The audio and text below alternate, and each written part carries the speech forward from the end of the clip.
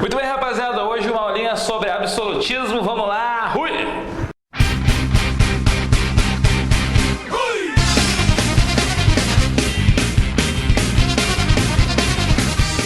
Olha só, moçada, nós estamos então falando hoje sobre a formação dos Estados Nacionais Unificados modernos, centralizados e absolutistas, o absolutismo dentro do continente europeu. Moçada, nós estamos falando, na verdade, da quebra com a política feudal medieval, tá? O que estava acontecendo? Quando a gente está vivendo lá o século XIV, sobretudo, a gente está vendo peste negra, guerra dos 100 anos, revoltas camponesas, crise agrícola, um monte de gente morrendo. E aí a política feudal ela está em frangalhos. O que vai acontecer? Aos poucos vão emergindo os estados nacionais, os estados que depois a gente vai chamar de estado moderno. Olha aqui, e nunca serão! Jamais serão! Nunca! Jamais! Estado Nacional Unificado moderno, centralizado e absolutista.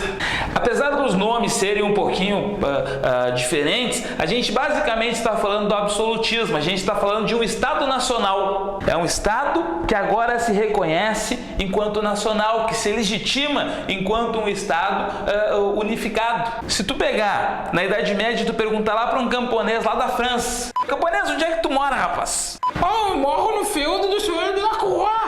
Tu viu? Ele não mora na França, ele diz que mora num feudo. Se tu perguntar, fizer a mesma pergunta no início da Idade Moderna: onde é que tu mora, rapaz? Oh, eu moro no France. France é França em francês. Não me diga. Ele mora na França, ele se identifica enquanto francês. É o Estado Nacional que está se formando nesse período aqui. O Estado Nacional que também é um Estado unificado. É um Estado que unificou o sistema de pesos, de medidas, o sistema de tributação, coisa que não era unificado dentro do feudalismo. O Estado Nacional Unificado, que também é o Estado moderno. Basicamente, ele é o Estado moderno porque ele é o Estado característico da Idade Moderna, né? O Estado que será muito comum no século XVI, XVII, XVIII, né? Dentro desse período que a gente chama de Idade Moderna. Ele é um Estado também centralizado, porque o rei agora vai centralizar o comando, né, dentro de suas mãos. Ele vai centralizar inclusive a força militar. Dentro do feudalismo, tu lembra que na verdade o exército nacional ele é a união dos senhores feudais sob o comando do rei, mas agora o rei tem um exército de mercenários para servir a si e para simplesmente conseguir impor o seu poder e a ordem dentro do reino.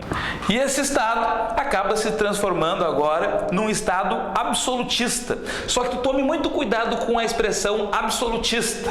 Te dá a impressão que o cara tem poderes absolutos, que ele pode fazer o que quer, o que bem entende, e não é bem assim. Moçada, o Estado absolutista, ele é fruto de todo um jogo político que vem do final da Idade Média e do início da Idade Moderna, onde que acontece o seguinte: nós tínhamos o declínio do feudalismo, mas nós tínhamos a ascensão da burguesia nessa época aqui.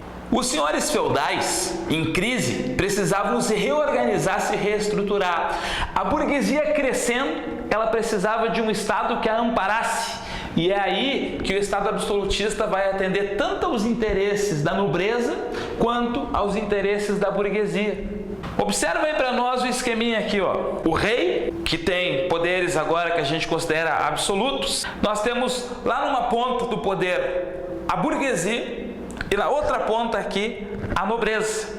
A burguesia e a nobreza dão apoio para o rei absolutista. O burguês, rapaziada, ele tem interesse num Estado unificado que facilite o comércio. No feudalismo é muito complicado de você fazer comércio. Você tem que passar de um feudo para o outro, muda a moeda, tem que pagar mais impostos, tem os Robin Hoods da vida de poucos em poucos quilômetros de diferença, e é muito complicado dentro de um Estado absolutista unificado, centralizado, mais seguro. O comércio pode prosperar cada vez mais. Normalmente a gente fala, moçada, dentro do esquema aqui, ó, que a burguesia ajuda o Estado absolutista com dinheiro. E o Estado absolutista, em contrapartida, concede monopólios para a burguesia. São os monopólios do Estado absolutista para a burguesia que estão na base do mercantilismo, que a gente vai analisar adiante, que é a tentativa de fazer um entesouramento nacional. O rei incentiva a burguesia burguesia desenvolver o comércio, para ver se consegue exportar depois produtos, para ver se a burguesia leva os produtos adiante,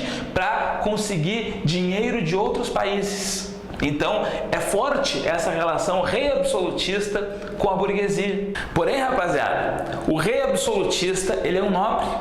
Ele não tem plena confiança na burguesia, ele tem confiança na nobreza. E dentro do esquema aqui, ó, o que acontece? O rei tem a parceria política com a nobreza. O rei dá cargos para a nobreza. O rei dá pensões para a nobreza. O que a nobreza faz em troca? A nobreza auxilia com seu poder político local. O rei confia muito nessa nobreza e é essa nobreza que vai ajudar o rei a governar o Estado absolutista. Para o historiador inglês Perry Anderson, na verdade, o absolutismo ele é muito mais uma rearticulação do feudalismo do que realmente uma realidade nova. Por que o Perry Anderson defende isso? Porque, na verdade, o rei e a nobreza em crise se reorganizam, centralizam o poder na mão de um nobre e esse nobre está conseguindo tirar dinheiro da burguesia enquanto as relações feudais, ainda se mantinham na Europa. Em que sentido as relações feudais ainda se mantinham? Ainda existem grandes feudos, ainda existe uma aristocracia rural explorando camponeses através de impostos feudais. Só que eu falava agora há pouco para você, o Estado absolutista, na verdade, ele não é exatamente de um rei que tem poderes absolutos, é um jogo de poder. Nós temos então a burguesia de um lado, a nobreza de outro lado, e eu não falei para você ainda da grande instituição que existia ainda naquele momento, que é a igreja. Aonde entra a igreja no absolutismo? Eu posso falar para ti que a igreja, na verdade, ela parece muito mais como uma vigilante do regime absolutista e apoiadora, assim, do regime absolutista, mas que muitas vezes o padre, as autoridades da igreja e mesmo a Inquisição, elas interferem nos andamentos do governo e nos andamentos das decisões desses governos absolutistas. Nós temos uma realidade que aconteceu, vamos usar Filipe II da Espanha, E até foi feito um livro e também um filme, O Rei Pasmado e a Rainha Nua. O rei Filipe, ele casou com a rainha, porém o clérigo do castelo proibiu o rei de ver a rainha nua porque era uma coisa contra a vontade de Deus. Felipe, tu casou com a rainha, agora vocês têm que consumar o matrimônio, só que Deus não gosta que um rei vê uma rainha pelado. Sim, padre, mas como eu farei para nosotros consumar o casamento? Terás que fazer coisas em escuro. E o padre proibiu o Felipe de ver a rainha nua. Sob pena de, inclusive, ser julgado pela Inquisição caso Felipe desobedecesse às ordens do clérigo. Moçada, a igreja então ainda tinha muito peso. E por isso que a gente fala, o Estado absolutista não é o Estado que o rei diz, eu faço o que eu quero, eu vou fazer cocô ali na praça.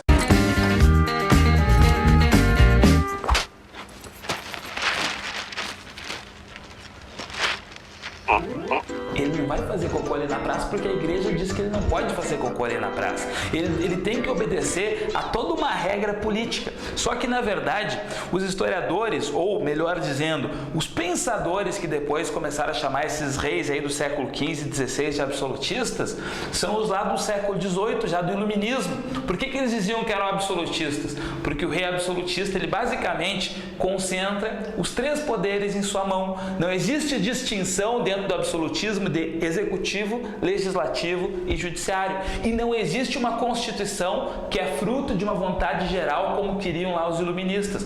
Por isso, absolutismo. Mas não que ele tenha poderes limitados, mas sim ele tem grandes poderes e não tem essa divisão dos poderes aí. O absolutismo, rapaziada, é uma realidade que foi se construindo na Europa em 4 países principais, Inglaterra, França, Espanha e Portugal. Em Inglaterra e França, moçada, nós podemos dizer que o absolutismo ele vai emergir no meio da Guerra dos 100 Anos, quando os ingleses invadiram a França, requisitando o trono francês, e aí eles acabaram se envolvendo nessa guerra que na verdade durou de 1337 a 1453, 116 anos num total, mas com alguns intervalos ali no meio, e que por conta desta guerra tu se obrigava a ter um governante que centralizasse as decisões. A França foi centralizando-se durante a Guerra dos 100 Anos, tendo aí inclusive como figura importante a figura semi-mitológica de Joana d'Arc. Joana d'Arc seria uma enviada de Deus que tinha visões de Santa Catarina, que trazia mensagem para Carlos de Valois que ele deveria ser o rei da França. Os franceses conseguem expulsar os ingleses do território francês e Carlos de Valois realmente se torna um rei que concentra poderes em sua mão. Na Inglaterra, durante a Guerra dos 100 Anos, nós também temos uma centralização do poder e depois da Guerra dos 100 Anos nós temos a briga entre duas famílias poderosas, os York e os Lancaster, que acabarão fazendo a Guerra das Duas Rosas. Da Guerra das Duas Rosas vai acabar emergindo a família Tudor, com Henrique VII dos Tudor, que é o precursor do absolutismo dentro da Inglaterra. Os ingleses e franceses formaram o absolutismo, então, durante ou pouco depois da Guerra dos 100 Anos. Portugal e Espanha foram organizando seus estados nacionais dentro da Guerra da Reconquista. A Guerra da Reconquista é uma grande guerra que se estende desde metade da Idade Média até o final do século XV, em que os cristãos foram brigando com os muçulmanos para reconquistar a Península Ibérica. Eram sobretudo cristãos franceses que vinham, organizavam expedições contra os muçulmanos, e daí dessas expedições e dessa tomada de terras é que foram surgindo pequenos territórios como o Condado Portucalense, como Castela, Navarra, Aragão, Leão. Esses territórios aí acabaram depois se transformando em Portugal e Espanha. A Espanha nasce com a união desses quatro grandes reinos aqui: Castela, Aragão, Navarra e Leão. Para isso, nós temos como destaque o casamento de Fernando de Aragão e Isabel de Castela, os reis católicos que no final do século XV contraíram matrimônio e acabaram dando origem para a Espanha depois. Portugal, que nessa análise nós deixamos por último, na verdade é o primeiro país absolutista da Europa. Portugal, que já era um pequeno condado, mais tarde um pequeno reino independente, mantinha uma economia marítima, e aí Portugal perde seu rei da dinastia de Borgonha, que não tinha deixado um herdeiro legítimo. O que acontece? A nobreza portuguesa preferia entregar a coroa a Castela e queria se integrar aos castelhanos. Porém, a burguesia portuguesa, que desempenhava atividades marítimas, não queria pertencer ao reino de Castela, queria manter a autonomia de Portugal e acabou apoiando Dom João de Avis na Revolução de Avis. A Revolução de Avis, moçada, é considerada uma grande revolta de 1383 até 1385, em que a burguesia de Portugal acabou se aproximando do rei, colocou Dom João de Avis no poder, e Dom João de Avis, com o apoio da burguesia, se tornava, ainda no final da Idade Média, de 1385, o primeiro rei absolutista do contexto da Europa. E aí estava se estabelecendo, então, o regime de um Estado centralizado, unificado, absolutista, e adiante um Estado moderno. Dentro desse conjunto aí, moçada, de absolutismo, nós destacamos os quatro principais, e eu queria dar dois destaques de não absolutismo.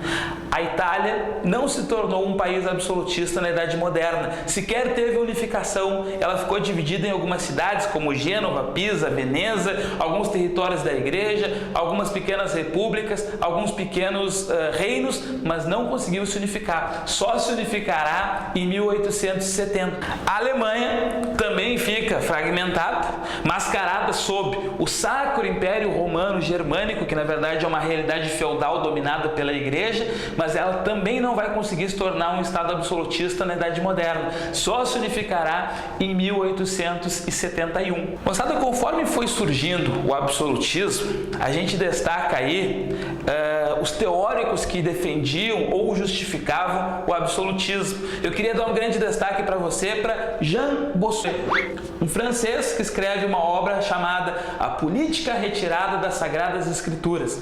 Jean Bossuet dizia que se o rei é rei, é porque Deus havia colocado ele no poder e ninguém deveria questionar o poder do rei. É o direito divino dos reis. Na Inglaterra, Thomas Hobbes escreve O Leviatã, dizendo que o Estado ele funciona como um monstro mitológico Leviatã, que pode sim ser um Estado opressor, pode ser um Estado que às vezes é mau, mas é um Estado que é necessário para garantir a ordem. O Estado e o rei representam a ordem para sair do caos que existia lá no final da Idade Média. Então, o Hobbes ele justifica a existência de um Estado pela questão da ordem. E na Itália, que não tinha unificação, aparece Nicolau Maquiavel. Maquiavel é o grande nome da história da ciência política mundial, porque Maquiavel, sabendo que não existe um Estado unificado, escreve a sua grande obra, O Príncipe. E nessa obra ele dá sugestões ao Lourenço de Médici de Florença como faz para unificar a Itália, como faz para criar um reino forte. Maquiavel se inspirava basicamente nos feitos aí dos gregos, dos romanos, de Alexandre, dos troianos, e baseado em todo um estudo dos povos e impérios da antiguidade, Maquiavel ele sugeria como formar um império em tempos modernos. Os fins justificam os meios.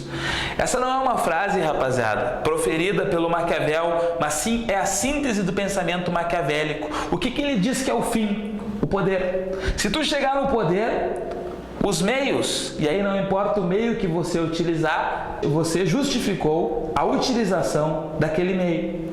Ou seja, se eu cheguei no poder sendo justo, bacana, cheguei no poder. Se eu tiver que matar, cheguei no poder e estou justificando a morte porque eu cheguei no poder. Se tiver que roubar, mentir, estuprar, enganar e chegar no poder, eu justifiquei a minha chegada ao poder. Os fins justificam os meios para Nicolau Maquiavel. Ainda bem que hoje em dia na política as pessoas não fazem mais isso de mentir, de roubar, de enganar, essas coisas aí. Foi só na época de Nicolau Maquiavel.